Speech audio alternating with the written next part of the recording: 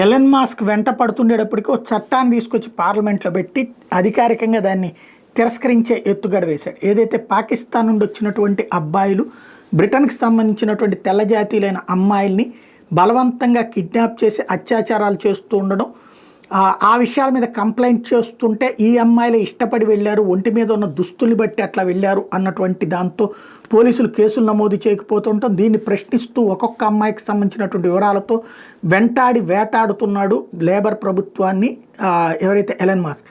ఈ నేపథ్యంలో బ్రిటన్ పార్లమెంట్లో ఒక బిల్లు తీసుకొచ్చారు పాకిస్తానీ గ్రూమింగ్ గ్యాంగ్స్ మీద. అయితే 364-111 ఓట్లతో ఇది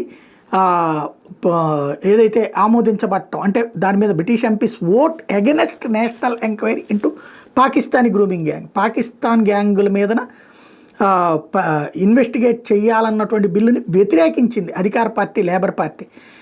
చివరికి దీంతో విసుగు చెందినటువంటి ఎలన్ మాస్క్ కింగ్ చార్లెస్కి తక్షణం కీర్ స్టార్మర్ ప్రభుత్వాన్ని తీసేయండి, పాకిస్తానీ రేప్ గ్యాంగ్స్కి లేబర్ పార్టీ సహకరిస్తోంది ఓట్ల కోసం అంటూ కొత్త పాయింట్ని తెర మీదకి తీసుకొచ్చాడు.